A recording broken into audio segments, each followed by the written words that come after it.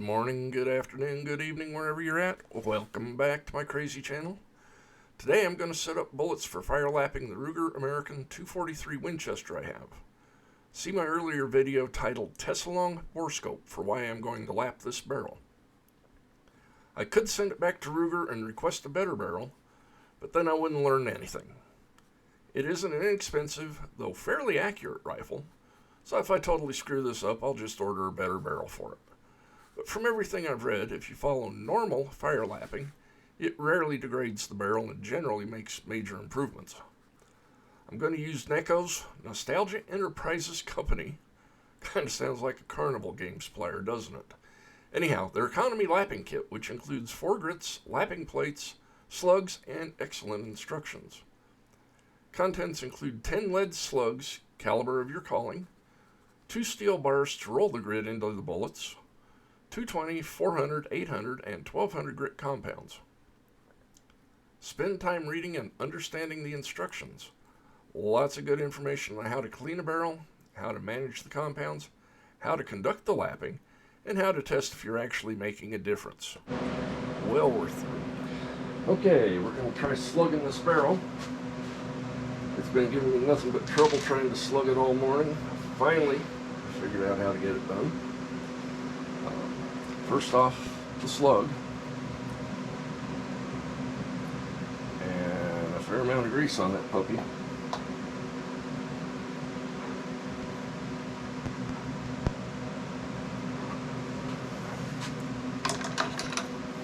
Set it in the front of my bore guide because it hangs up on the back of the bore guide where the liquid port's at.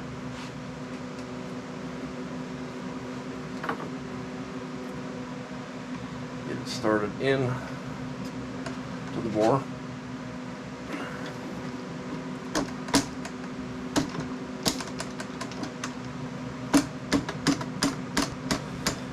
And have to pretty much just keep hammering it down. Got my force gauge here. Put it on the end here.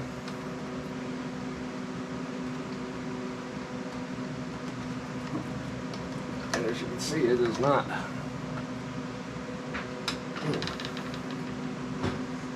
wanting to go. Having to drive it through. You can feel every one of those bands all the way down. It hangs up on every one of them. After I went and found the slug on the floor, there it is. You really can't see much. I'll shoot a picture of it with my other camera so we can get a good close-up look at it. But that is really a rough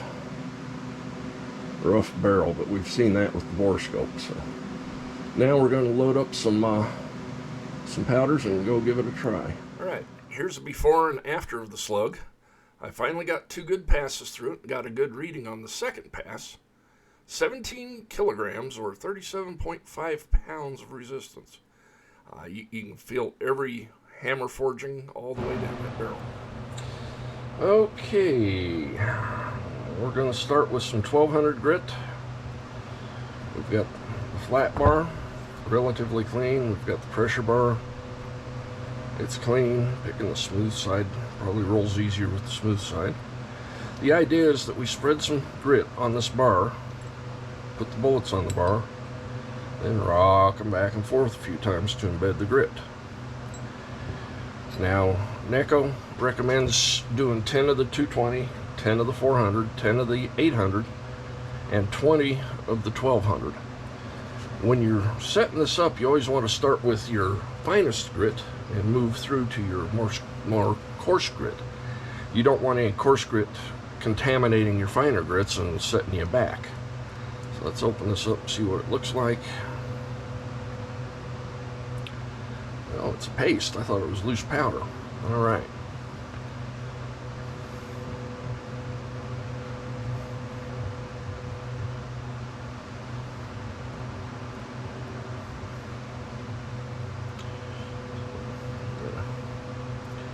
Nice thin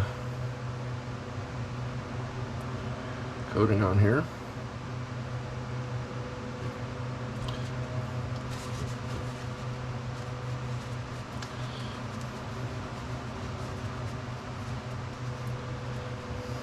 again, that's the 1200. Make sure what we got there. You can see already this is going to be messy.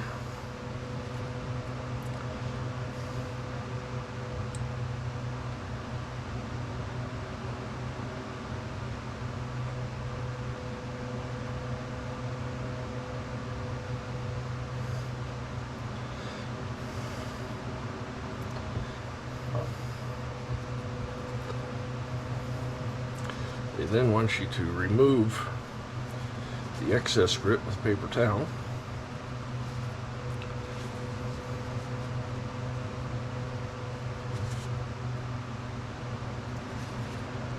That should be embedded. You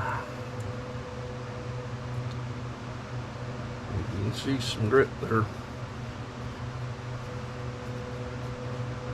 You can see the grit in the jacketing there, so one down, 49 to go.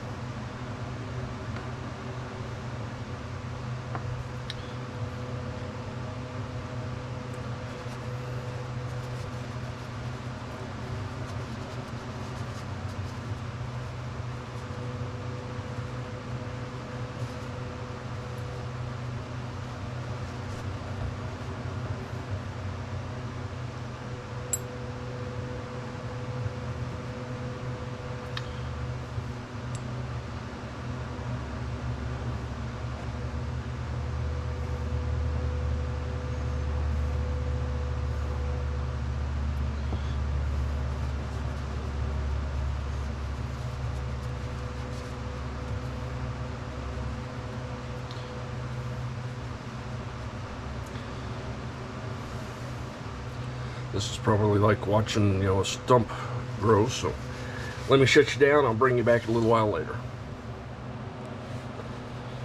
So this is not as messy a process as I thought it would be. I've also learned this bar is big enough that I can do 4, sometimes 5 bullets before I feel I need to put more compound on the bar. Neko recommends 4 to 5 complete rotations of the bullet with firm pressure. So I'm just sitting here on my stool, just rocking them back and forth a few times. You can see it picks up quite a bit off the bar there.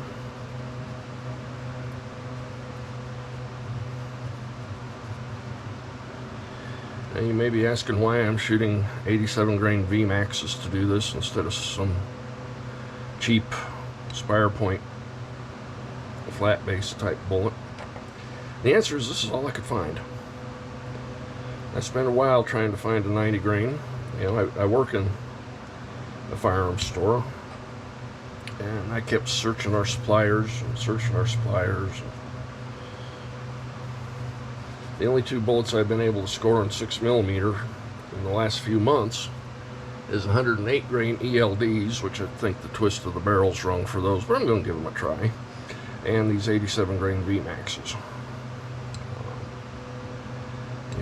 I could have found a nice 90 grain Spire Point, $15 a box type bullet. That would be ideal for this.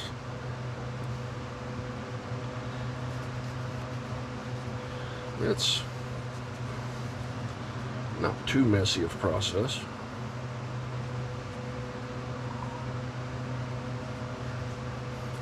And here's the last of my 20 of the 1200 grain, or 1200 grit. And as I keep moving to a different part of the plate, so that I'm picking up plenty of plenty of compound there. Easy to wipe off. You can see the grit embedded in the side of the bullet there. I'll shoot a couple with the SLR with the macro lens, get a good shot of it for y'all. But yeah, took 10 minutes to do those 20. So let me clean things up and we'll move on to the 800. Okay, the bar cleaned up nice and easy. I don't know what they used for grease, but a lot of hot water and soap and it cleaned up. But now we've got these 20, and I'll wipe them off again as we load them so we don't have any excess grit flying around. But in the meantime, wow, I can't write. Those are the 1200 grit bullets. We'll pack them up and then we'll move on to the 800s.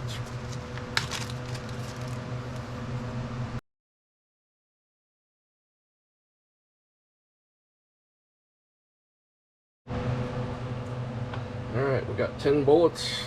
We got the 800 grit. That lid was a little tight. Ooh. It's trying to escape out the side there.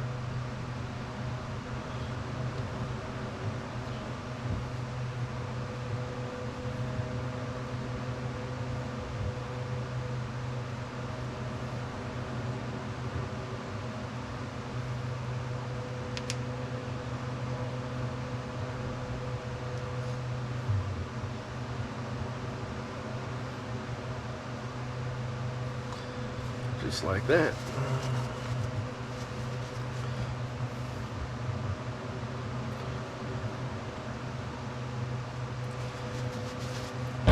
Oh, sorry about that.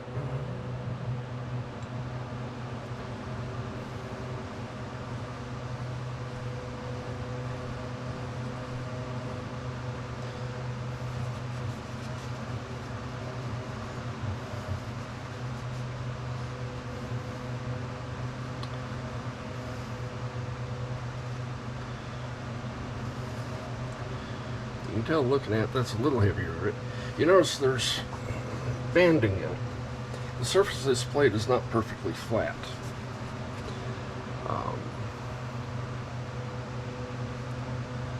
So it embeds more compound in some areas than others.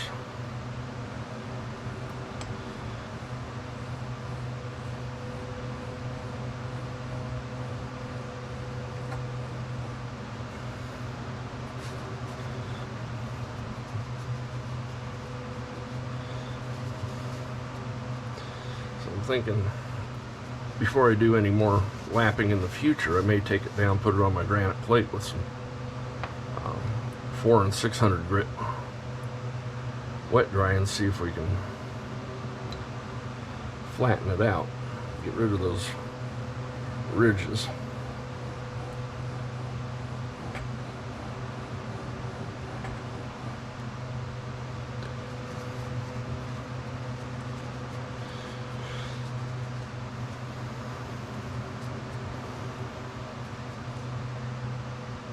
So, alright, let me shut you down. I'll bring you back later. Alright, here's the last one of the 800 grit. Took maybe 5 minutes to do these. These do definitely have a more frosted appearance than the 1200s did, so you can see a difference.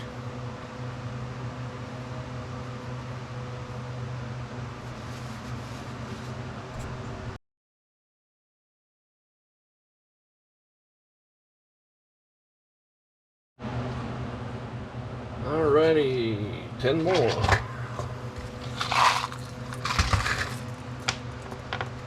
5, 6, 7, 8, 9, 10.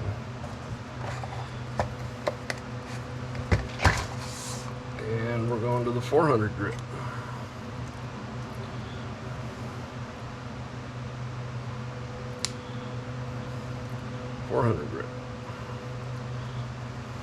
That's the one that's been leaking some oil out in the box there.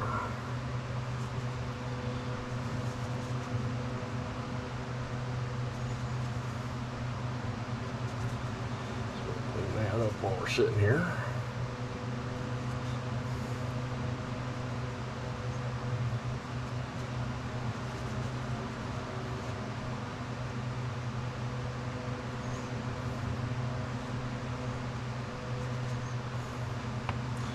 There we go.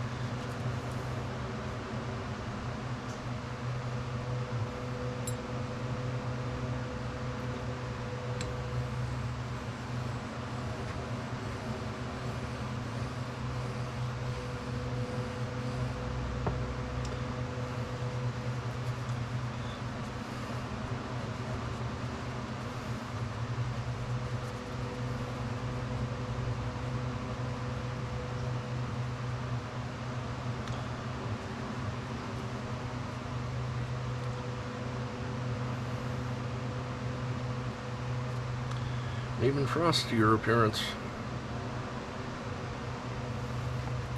You don't want to sit here and watch me roll all these, do you? We'll catch you later. Alright, we got 10 of the 400 done.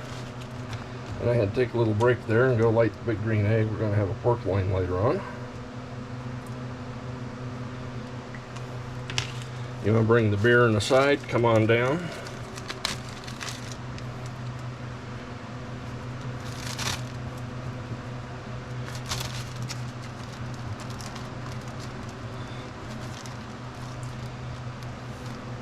The bag doesn't want to seal. There we go.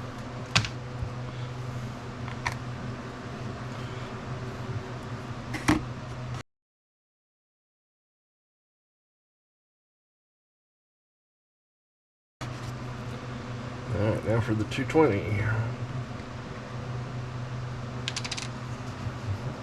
Need a clean paper towel. Find the stool.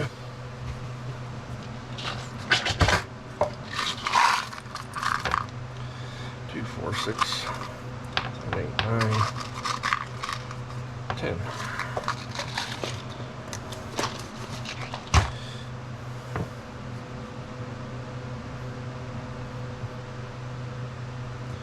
Ooh, you can feel the grit in that one.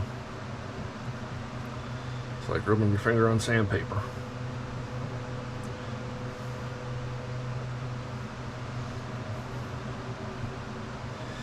Yep, you can feel that one.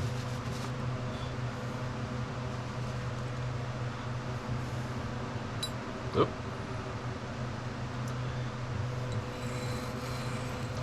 Wow, it feels like you're rolling. I don't know if you can hear that. Feels like you're running on a gravel road, and it feels like it too. That's definitely got some grit to that one.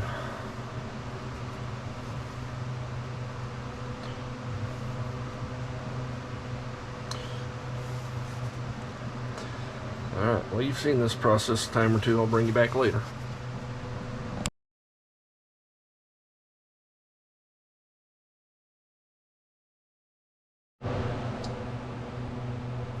So we got all 50 rolled. You can look on my pressure bar what the 220 did to it. It wasn't, none of the rest of the grits marred the bar at all, but that 220 really put a chew on it. Can't really tell on. So anyhow, appears my battery went dead, and I can't go back and redo any of this because I actually videoed this back in July. That's why I had the swamp cooler going. Today's January 2nd, and it's all of 19 degrees outside. Anyhow, I got a new computer in the meantime, so now I can get to doing videos again. That was the reason for the delay. We'll get some of these loaded up here soon and get a trip out to the range with them, and keep an eye on the channel. We'll be back. Have a great day.